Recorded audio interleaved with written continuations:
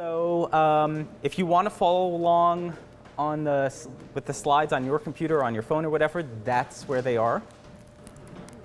We're going to need you to speak up a bit. OK.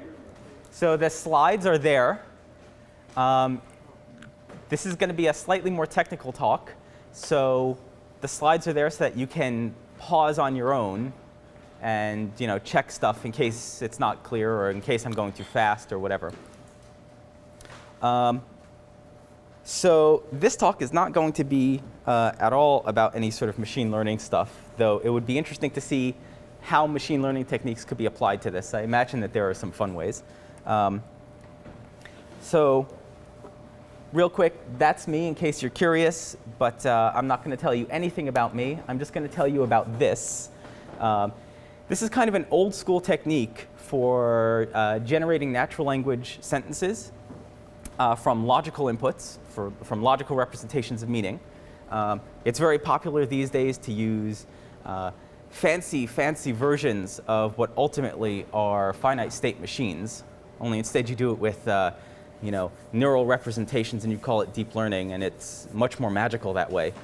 This is a very different sort of technique. This talk is not going to be about implementations, so I'm not going to show you any code. I'm not going to show you how to actually build this stuff, because if your favorite language is Haskell, like Haskell is my favorite language, your implementations are going to be very different than if you're writing this in Java or something like this. And I don't want to force you to think about this in one particular way. This is just going to be about the high-level design of these kinds of algorithms. Okay? At any point, if you have any questions, please stop and ask me, especially if they're clarification questions, because no guarantees that anything I say here is going to make any sense immediately. OK, so let's talk about some tricky aspects of generating natural languages, or natural language sentences. So one issue is that, given any particular meaning, there could be many different ways of representing this. So for example, you could say Brutus stabbed Caesar. You could also say Caesar was stabbed by Brutus. And these basically mean the same thing. Or you could say Caesar died in Rome during the Ides of March, or Caesar died during the Ides of March in Rome. Still the same basic thing. Or the tall man stabbed Caesar, or the man that is tall stabbed Caesar. And so there's this kind of non-determinism in how meanings map to sentences. There's also this problem of locality, which is discontiguous parts of meaning can map to contiguous parts of the expression that you're generating. So for example, quantification can wrap around the rest of the meaning of your sentence. So for example, Brutus stabbed someone. Well, what it really means is something like, for someone X, Brutus stabbed X. Right? So you can see that the meaning of someone sort of corresponds to something that is around the meaning of the Brutus stabbed part. Right? This is kind of very weird. It's not as if you have a meaning here and it's part of a bigger meaning, therefore the meaning here must also be part of the bigger meaning. Right? The meanings can sort of interleave in very strange ways. Also, you get things like tense, where the meaning of something like Brutus stabbed Caesar, you have this little morpheme that's past tense, but actually what you're really saying is, here's a whole thing that's past tense. Brutus stabbed Caesar. Right? So the meanings are in this sort of weird inside-out fashion. So these pose some tricky problems for generating. If we were just generating things where the meanings of the parts combine to form the meanings of the whole in very obvious, straightforward part-whole ways, then it would be much easier. So what we're going to do is we're going to restrict the problem. I'm not going to tell you initially about natural language, because natural language is big and hairy and nasty. I'm going to tell you about a slightly simplified kind of language. In particular, we're going to talk about arithmetic expressions, very simple ones. There's going to be two versions, but for the first one, to talk about non-determinism, we're just going to have this incredibly simple language where the meanings consist of the predicate plus, or let's say the function plus, applied to some numbers, 1, 2, and 3, and however many you want. Okay? This is just a nice, simple toy language that helps to clarify the ideas. And so the sentences that we're going to generate are defined by this kind of grammar. And in particular, we're going to generate things that just look like normal arithmetic expressions with plus. Okay? Unfortunately, that representation is not so useful. That's an abstract syntax tree. And so instead, what we're going to use, so let's see why this is not very useful. In this particular kind of meaning representation, we don't have the ability to really express that the meaning of 1 plus 2 is the same as the meaning of 2 plus 1, right? Without adding some laws about commutativity of addition or whatever.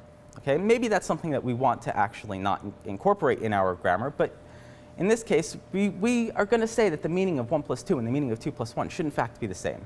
Okay, and additionally, the meaning of 1 plus 2 plus 3 should be the same as the meaning of 1 plus 2 plus 3.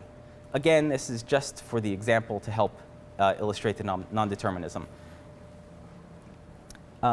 So instead what we're going to do is we're going to use abstract syntax graphs. Okay, instead of abstract syntax trees, we'll use graphs. And this should be a relatively easy transition to make because after all, trees are a special kind of graph. So instead of plus 1, 2, we're going to have an edge and node labeled graph. This nasty bit here, or hopefully it's more easy to read this. So we're going to have 3 nodes, P, A, that should be B down there, sorry. This one, I'm trying to get the shadow work. And so P is the plus node, and that corresponds to the entire expression. The A node corresponds to the 1 subtree, and the B node, which is mislabeled as A here, corresponds to the 2 subtree, and A is the argument of P, and B is the argument of P. Right, this is just a relatively simple translation of the abstract syntax tree into a graph-like representation. Okay? Is that? How does this differ from the abstract syntax tree? Sorry, say that again? How does this differ from the abstract syntax tree? Is this a tree? So this is a tree, yeah. This differs from it only in how we're sort of representing the information. And the representational difference is actually going to be very important. If we represented this as an actual tree, like a tree data structure, what ends up happening is we're preserving this hierarchical structure, whereas representing it as a graph sort of flattens out all the structure. So the structure is there implicitly because of the edges, but now everything is sort of on equal terms. There's no top or inside and outside. It's all flat. So there's no ordering left and right. Right. Right. This is just a graph. You can have more than 2. Right. So because we're just using arg, this makes it manifestly clear that the meaning of 1 plus 2 should be the same as 2 plus 1. Right? It's manifestly the same thing. They're the exact same graph. And if we have multiple arguments, well, we'll just have more edges labeled arg pointing to more nodes. Okay? And so again, it makes it manifestly clear that the meanings of multiple things are going to be the same despite the ordering of the parentheses. And also it makes it clear that the meaning of 1 plus 2 is a part of the meaning of the whole in a very easy way. Right? It's just a subgraph in this case. So let's talk about how we can use these to generate. So I said this is chart generation. This is a slightly different kind of chart generation than you might find if you are looking for chart parsing. It's the same, it's generation as chart parsing, but the charts are slightly different. So let me tell you what the charts here are going to consist of. Charts are just a bunch of nodes, or a bunch of edges. And a chart over a node and edge labeled graph G is just a set of chart edges, where a chart edge is either a terminal edge, which consists of just a single node or edge in that original graph, or it consists of non-terminal edges, which are subgraphs together with a focal node in that subgraph, a syntactic category, because remember we are generating to some kind of, relative to some kind of grammar, and whatever the output of the generation for that part of the graph is. Okay? So the whole graph G constitutes an initial chart because, well, it does have a bunch of terminal edges. All right? It just doesn't have anything bigger that corresponds to the meanings of larger parts of the graph. It just has the meanings of the smallest parts of the graph. So in particular, here's an example chart. This is not a full chart. This is just an example. So you can see we have all of the original edges from the graph, but then we also have some other non-terminal edges. So for instance, 1A can form a non-terminal edge with A as its root node, or A as its focal node. The kind of expression that it is an E, right? Let me go back a little bit to the grammar so that you can see. Right? Expressions E can be 1s, 2s, 3s, etc.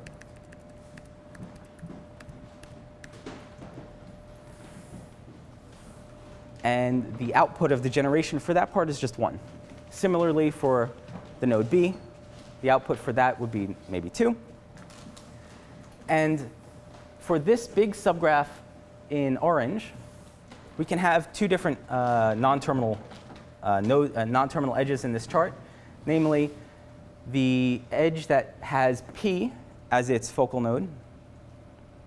It's an expression, and the output of generating that little part would be 1 plus 2. And alternatively, we could also generate 2 plus 1 for that part. Okay, now I haven't told you yet how we're going to actually generate those. This is just an idea of what the graph would look like, okay, or of what the chart would look like for this graph. Okay, any questions about this? So can you repeat what is P and E? P and E, right. Okay, so the first element of this triple is just the focal node for this non-terminal chart edge.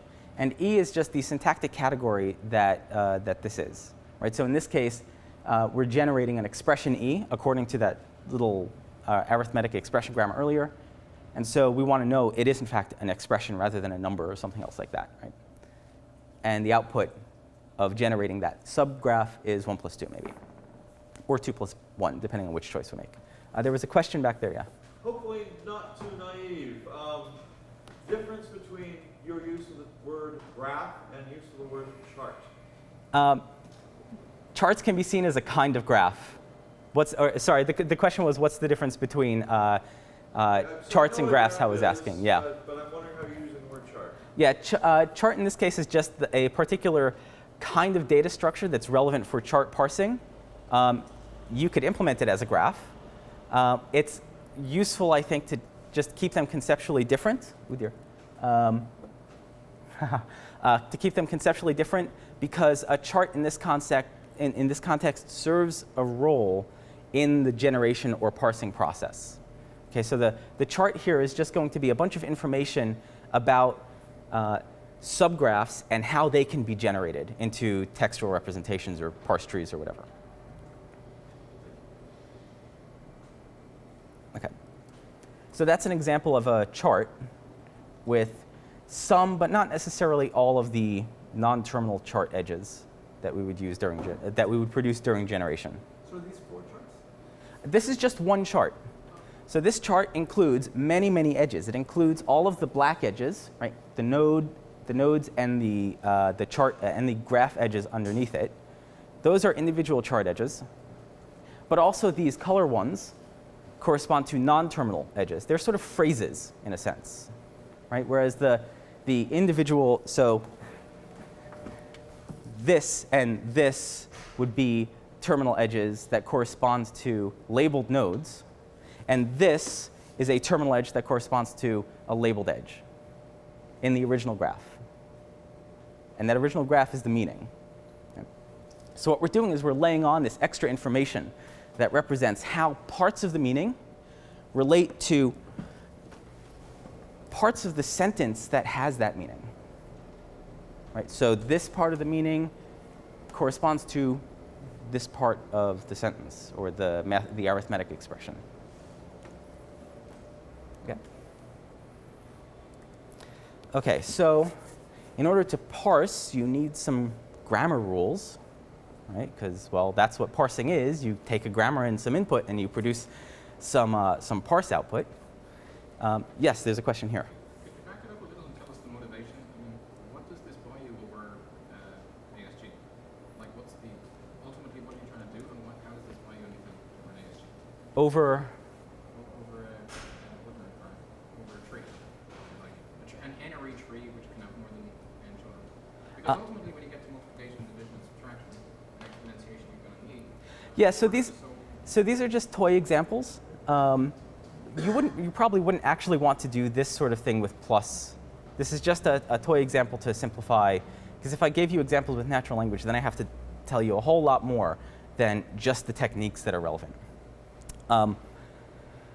What this buys you, though, over just the abstract syntax trees, is that you can look at parts of the graph without having to basically dig down into a tree, find things that are non-local, and then wrap those up.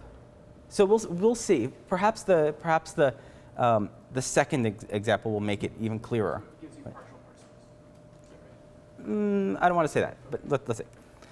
So okay, let me tell you now what the parse rules are going to be. Rule is either a lexical rule that takes some subgraph pattern and produces a chart edge from that, or it's a phrasal rule, which takes a subgraph pattern, but also some other chart edges and produces a chart edge. Right, so I call these lexical rules because they're basically making words, right? They don't have any sort of subphrases. And then the phrasal rules take things that have already been produced and combine them together into larger pieces. Okay, so for example, this is an example of a parsing rule. Okay, we can take a node x, whatever that node is, doesn't matter, it's a pattern, right? A node x that's labeled 1, and we could add an edge to the graph that is focused at x, has the syntactic category E, it's an expression, and has the generation output 1. Right? That's what we would expect that the meaning 1 should map to on the output when we generate some arithmetic expression. And so here's what that looks like applied to a chart. We start with a chart, we pick x to be a, and we apply this rule, and we get this new edge that has a as the focal node, e as the syntactic category, and the output is 1. Another kind of parsing rule is the phrasal rules. And so this says, if we have some part of the graph that says that p is a plus, and that x is an arg of p and y is an arg of p, and also we've generated some stuff for x and y, right? We've generated some representations. We can add a new edge that represents p as just L plus R. Right? We have the representation of the left part and the representation of the right part, and we can put those together with the plus and make a representation for the whole thing. Okay? And so here's how we might apply that to a partial graph. Right? Let's say we already have this and this. Well, so we know that if we pick p to be little p, x to be a, and y to be b, well, we know that little p is a plus, according to this chart. We know that a is an arg of p, and b is an arg of p. Okay, so the first 3 pieces are there. And we also have these partial generations for the subpieces. And so we can add a new edge that says, oh, well, guess what? I can represent that whole thing as 1 plus 2. Okay? Any questions about that? Okay.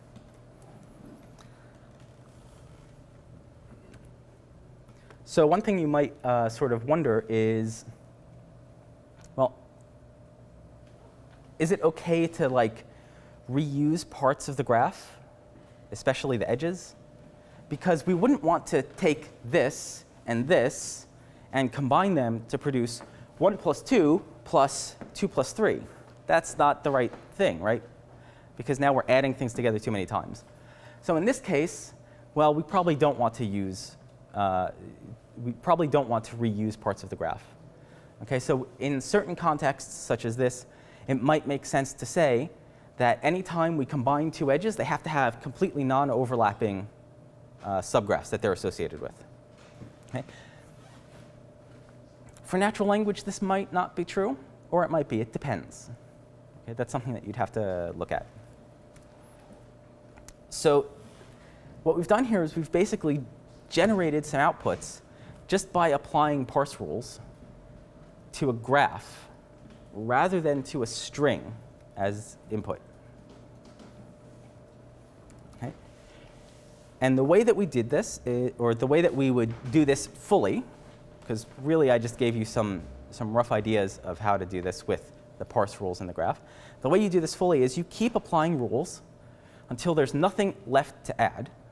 And then at the end, if you have some chart edge that is sufficiently large and has the right category, in this case, the category is E since we were generating arithmetic expressions, then you successfully parsed the graph input. You successfully generated something. Okay? In this particular case, what I mean by sufficiently large is that it covers the whole graph, more or less, right? So all of the meaning that you put in is relevant to your output. And the reason I say more or less is we'll see later there might be some cases where that's not entirely true. Okay, so let's talk about non-locality. Hopefully this will answer the question regarding why not just use trees. You might be able to use trees, but this is a different take on this. So in this case, we're going to use a simplified language that is, instead of pluses and numbers, we're going to have two kinds of meanings.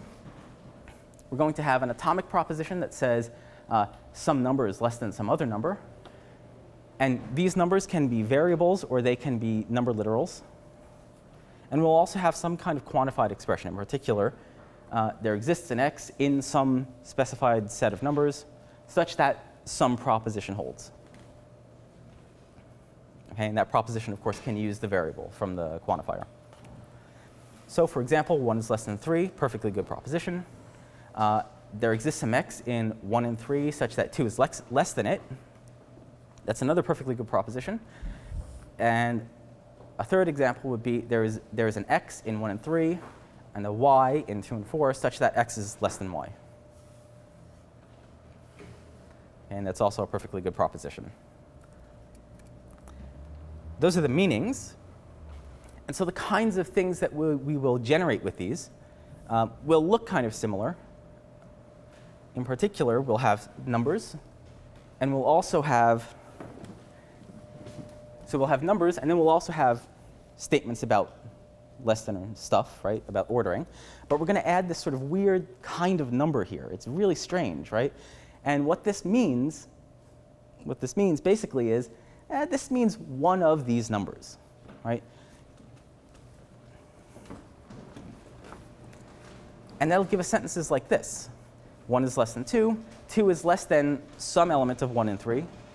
And some element of 1 and 3 is less than some element of 2 and 4. Okay, so these are the sentences that correspond to those meanings. Okay? This is very similar to stuff that happens in natural language. So let's look at the ASGs for this. We will represent numbers the same. Variables that occur in these sorts of propositions will just be nodes that happen to be tagged as being variables, and we'll just keep the name on there as a subscript, just as like a little parameter of the label. Because you never know, you might want to go back from your graph representation to your tree representation, and so it's good to keep that information around. And propositions of the form, for example, 1 is less than x, will just become little graphs like that. So that's basically the same stuff as before, right? This should not be enormously different. But quantified propositions, we have to do something interesting. So what we'll do is we'll have a new kind of label, exists sub s. And we'll just store the range that the quantification quantifies over. And we'll also have two new kinds of edges. Scope QP, which says that the scope of the quantification is some other proposition rooted at P. And we'll also say that Q binds B just to let us know which variable is being bound by that quantifier. Okay? So for example, oh yeah, note, by the way, that the numbers from the quantifier, the set that we're ranging over, we're storing those in the node. So for example, there exists an x in 1 and 3 such that 2 is less than that number. Will correspond to this kind of graph.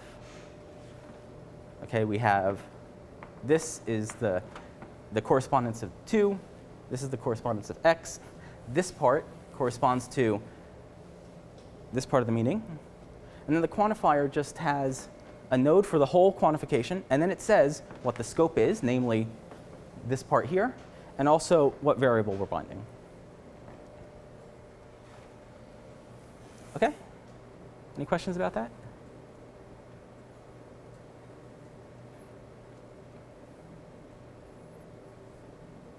No questions, okay. So this will hopefully make it easy to see why we want to use graphs instead of trees. Because there is a direct connection between the thing being bound, the variable here, and the quantifier that is on the same footing as all of the other relationships between parts of the meaning. Right? There's no special relationship here. Whereas for this kind of meaning, to know that this is bound by that particular quantifier, you have to look over like the whole tree. Right? And digging around inside trees is kind of not fun. Okay, so let's generate some sentences from this. So we'll have rules that are exactly the same kinds of rules as before. Okay, so for example, if x is a 1, then it just maps to 1. Or if we have a less than thing, then it maps to a less than. It's standard stuff from before. The interesting stuff comes from quantification now. Okay, so here what we're going to say is if we have a quantifier node, q, that binds a variable x, we'll add a new edge to the graph that's focused on x, not on q. It's focused on x. And it has the type n, it's a number. And the way that we represent it is sum s, where s is just whatever those numbers were that we had before. Okay? And so what's happening here, right, is we have some stuff, like the quantifier, that would have been really far outside of where the variable is. It's all the way on the outside of the meaning. But we're using it to represent the variable that it binds, which is going to show up on the inside of the meaning. And so for something like this proposition, which corresponds to this graph, when we parse, we'll add in a representation for this by using one of the parse rules. We'll add in a representation for this, which is our rule for the quantifier. Right? And here we're representing B as just this some element of 1, 3. And then we'll apply this rule that says, look, if you have a less than, such that one of the args is represented by L, namely 2, and the other arg is represented by R, namely, now the other arg is B, and it is represented by sum 1, 3, then you can add an edge that says L is less than R, right? Namely, L is less than R. Okay, this is kind of strange from a normal pretty printing perspective, right? If you think about generating some sentence as pretty printing, this is a little bit weird, right? Because we have like this inside part that actually represents something that wraps around it, and it's kind of strange. But because we have a graph, there's no sort of notion of inside and outside. They're just all sort of flat, and they're just parts are related to one another by these edges.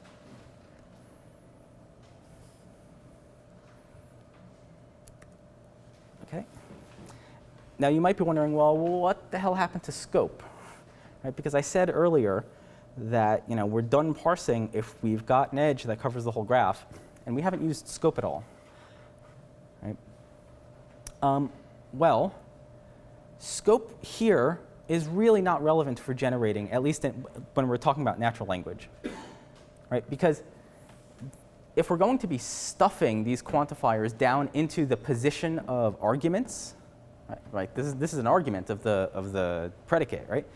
So if we're going to be stuffing these quantified expressions down into the argument positions, we don't actually care where the scope is. So you know what? We can just like pre-process that out of existence. You know, turn our meanings into these graphs, get rid of the stuff that actually doesn't matter for the outputs of the generation, and now, hey presto, we have a subgraph that is in fact the whole graph, and it generates something. So it's fine. Okay. So now what about natural language? Because that was not natural language. Well, natural language meanings are usually represented like this if you go and look up a semantics book or something like that. But over the history of semantics, a number of developments have taken place. So one of them was that Davidson said, let's introduce event variables. Right? We'll have variables that represent the event of doing something. Not just, we won't just have predicates, we'll actually think about like things taking place as being their own variables.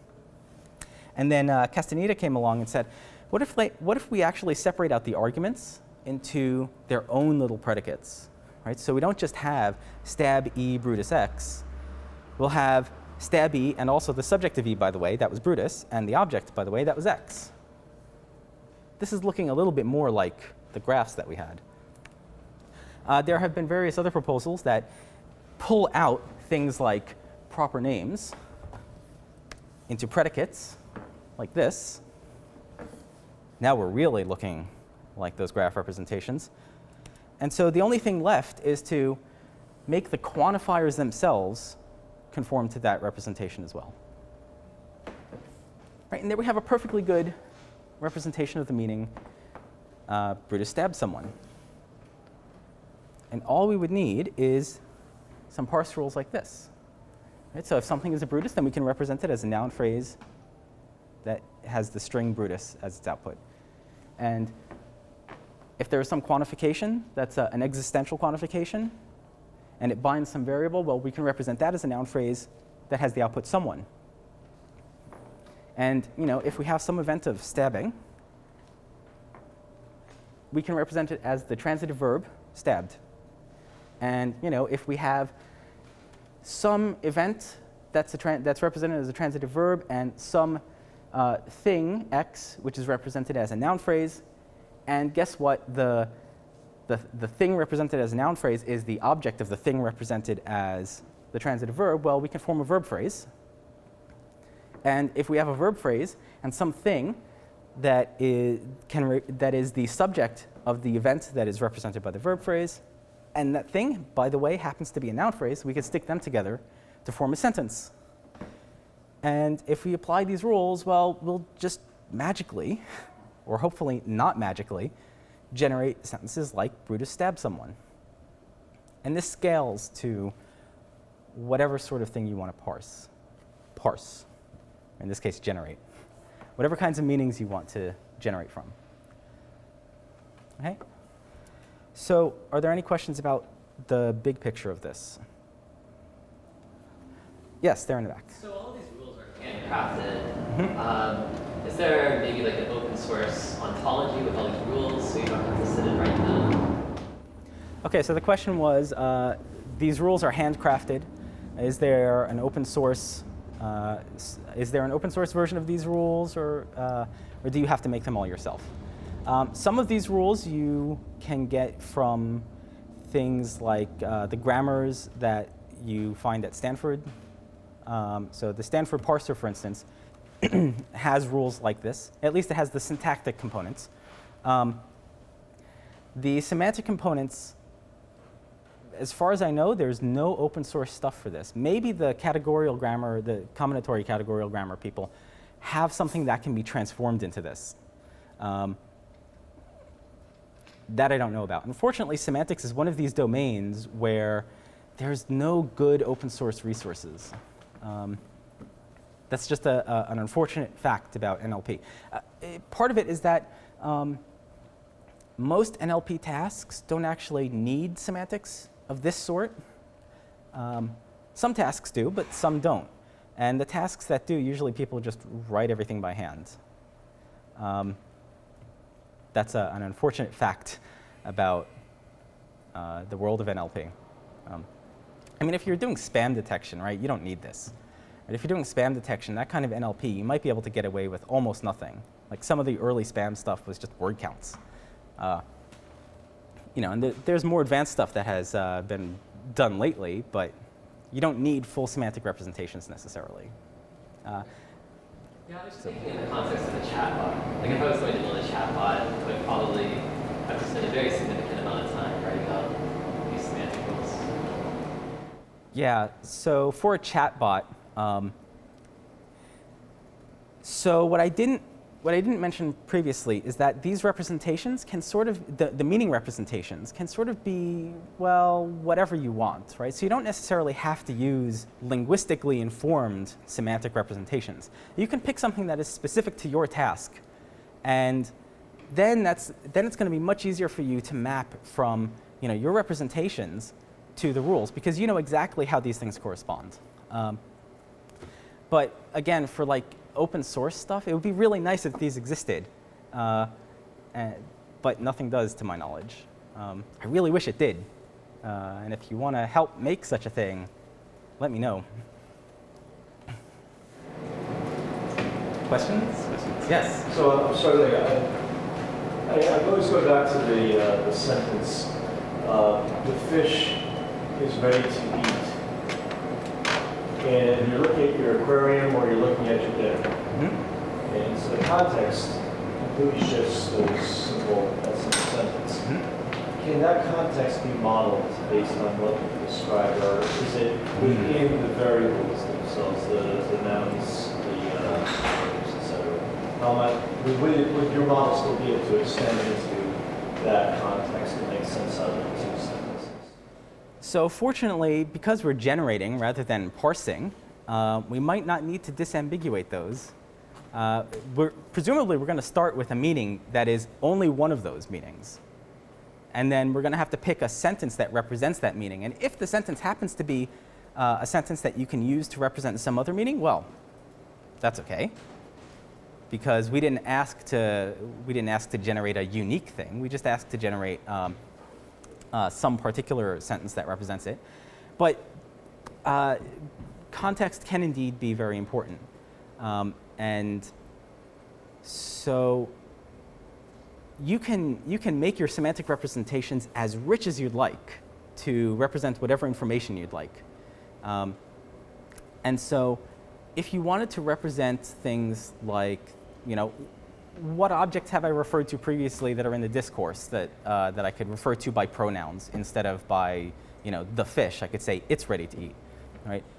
That sort of context actually is really, really useful for generation, because you don't necessarily want to always say the fish is ready to eat, the fish, the fish, the fish. You want to say it in the subsequent times. And you might want to add that sort of thing into your meaning representations. And that's entirely doable.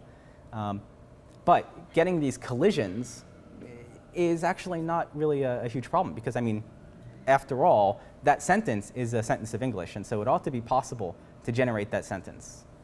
Even though it's ambiguous, you started with a definite meaning, and you generated something that can, at least on one interpretation, represent that meaning. So because the direction is different, there's less of an issue. Questions? No questions? Okay, so you're all going to go out and implement this right away, right? Awesome. You should do it in Haskell, too, by the way. Haskell will make your life much easier. Okay, thank you for listening. Wow, look at that, right on time.